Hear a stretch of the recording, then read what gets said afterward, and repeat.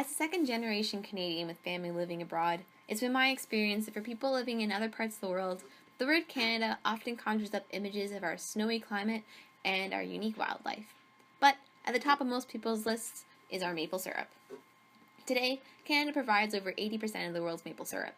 But maple syrup producers and maple syrup eaters are going to be in a tough spot in the next 50 years when climate change starts messing around with the thermostat and sprinkler systems in these complex forest ecosystems.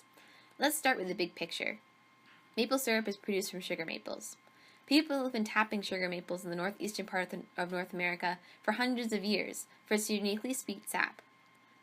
Good maple syrup seasons have long springs with many freezing and thawing cycles, but in the future, these conditions may not exist in areas where sugar maples currently grow because of climate change. We are all releasing carbon dioxide into the atmosphere by burning fossil fuels to heat our homes, drive our cars, and make our stuff. This intensifies the natural atmospheric warming process and results in climate change all over the world. Imagine you've been living in a house where until recently the thermostat and all the safety features worked just fine. But now, sometimes the heat gets turned on in the middle of summer when you really don't need it. And the sprinkler systems sometimes turn on when there isn't even a fire. You would probably want to move somewhere where the conditions were a little better. Lucky for you as a human, you may be able to move, but if you were a tree, you wouldn't be because you're rooted in the ground. Sugar maples and the ecosystems that they are part of are starting to experience just this problem. Here's a map where sugar maples currently grow. Just like Goldilocks, they don't like it too wet or too dry, too hot or too cold, too sunny or too shady, and they have to have just the right kind of acidity in the soil.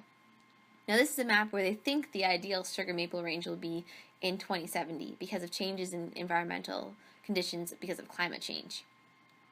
This means that areas where many sugar maples currently aren't going to be ideal for their seeds to germinate or for the production of maple syrup in the future. Sugar maple trees and the forests that they are part of are the products of thousands of years of ecological processes. Just planting a few trees in areas where things could be better for the trees in the future isn't really going to solve our maple syrup problem. But that doesn't mean that we can't do anything to stop this. This is where you come in.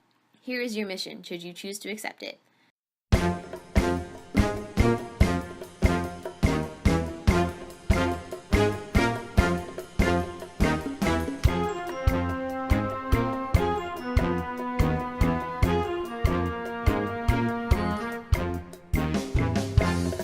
Join Project Sugar Maple, supporting urgent growth of acer reserves for maintaining appetizing pancakes, lower emissions, to keep maple syrup flowing from our forests and onto the pancake plates of the world.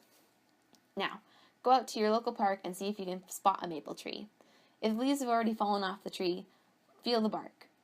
Mature sugar maples have long strips of plate-like bark, while younger maples have smooth gray bark. Next, look at the leaves at the bottom of the tree. Do they look something like this? If so, chances are you found some kind of maple tree. Just like you and me, there's some variation within maple leaves, and sometimes it can be tough to ID a tree just based on its leaves. For this mission, it's okay if you aren't exactly sure what kind of maple it is. Now sift through the remaining leaves and try and find some maple keys. A sugar maple key looks like this. You may also find maple keys from other tree species. Put one or two in your pocket and return the rest of them to the ecosystem with a good toss. If you are unsuccessful in finding maple keys under your sugar maple tree, you can also order seeds online. Or, if you live in an area where there aren't any maple trees, try and find some seeds from a different tree species that does grow in your area. Here comes the trickiest part of your mission. Return home with your maple keys and leave them out at room temperature in a bowl of water for 48 hours.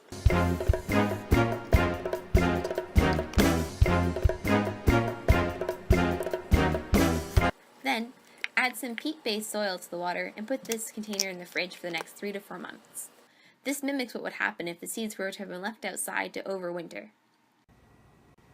Once the seeds have little sprouts coming off them, transfer these seeds to a larger pot and move them to a sheltered location outside.